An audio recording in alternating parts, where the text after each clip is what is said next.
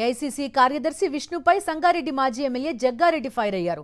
ఇన్ఛార్జ్లు పార్టీని చంపేయాలని చూస్తున్నారా అని ఆగ్రహం వ్యక్తం చేశారు. రాత్రి జరిగిన ఓ ఫంక్షన్లో ఏఐసీసీ కార్యదర్శిపై జగ్గారెడ్డి మాటల దాడి చేశారు.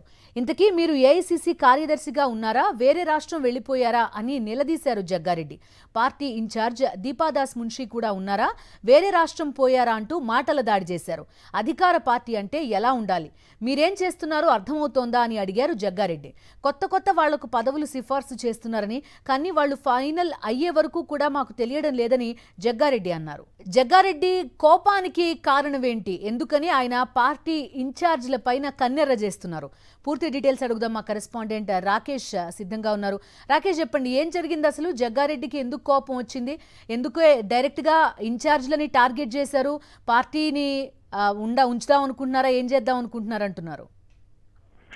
పార్టీ సరైన దారిలో నడవాలంటే ఇన్ఛార్జ్లే కీలక పాత్ర పోషించాలనేది జగ్గారెడ్డి వాదనగా వినిపిస్తా ఉంది. గత కొద్ది రోజులుగా కూడా పార్టీలో పదవులు ఎవరైతే తీసుకున్నారో వారి విషయంలో జగ్గారెడ్డి అసంతృప్తిగా ఉన్నారు. కొత్త వారికి పదవులు ఇవ్వడం, గత 10 ఏళ్ళుగా పార్టీలో పనిచేస్తున్నారంటే పక్కన పెట్టడం అనేది జగ్గారెడ్డికి రుచించడం లేదు. గతంలో కొంతమంది నేతలకి ఈ విషయాన్ని చెప్పినప్పటికీ పట్టించుకోవడంతో ఏఐసీసీ నేతలకు వార్నింగ్ ఇవ్వడం మొదలు పెట్టారు. నిన్న ప్రైవేట్ ఫంక్షన్ లో కలిసిన జగ్గారెడ్డి ఈ అంశాన్ని ప్రస్తావించి గట్టిగా నిలదీసినట్టుగా తెలుస్తోంది. ముఖ్యంగా మెదక్ జిల్లా ఇన్ఛార్జిగా ఉన్న విష్ణుదాస్ ను ఈ యొక్క వాదనకు సంబంధించి చర్చకు తెరలేపారు. ఇక్కడ కనుక అడిగితే ఇష్టంగా ఏఐసీసీకి ఈ అంశం చేరుతుంది, ఆ తర్వాత పరిష్కారం లభిస్తుందనే అభిప్రాయంతో జగ్గారెడ్డి వాదన చేసినట్టుగా తెలుస్తా ఉంది. ముఖ్యంగా పార్టీలో పదవులు కానీ ప్రభుత్వంలో పార్టీలో వారికి ఇస్తున్న పదవులకు సంబంధించి చివరి నిమిషం వరకు కూడా తెరవడం లేదు. కొత్త వారి పేర్లు తెరపైకి వస్తున్నాయి.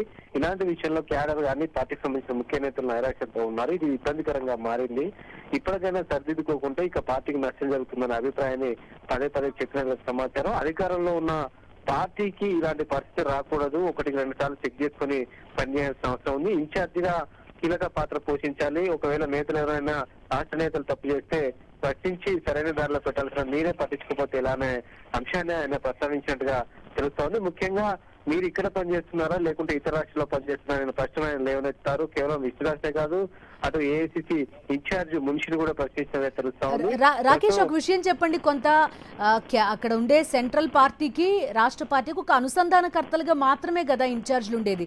ఎండ్ ఆఫ్ ద డే రాష్ట్ర నాయకత్వం తీసుకునే డెసిషన్ ఇదంతానే కొంత ఇంపాక్ట్ చూపించే అవకాశం ఉంది. ఎవరి మీద కోపం జగ్గారెడ్డికి అసలు? ఖచ్చితంగా పార్టీకి సంబంధించి నేరుగా ముఖ్య నేతల పైన ఆయన మాట్లాడకపోయినప్పటికీ ఇండైరెక్ట్ గా నిర్ణయాలు తీసుకుంటున్న పీసీసీ గానీ ఇతర నేతల విషయంలో కొంత అసహనం వ్యక్తం చేసినట్టుగానే కనిపిస్తుంది. కొత్త వారికి అవకాశం ఇవ్వడం అనేది సరైంది కాదు అని పదే ఆయన చెప్తా ఉన్నారు.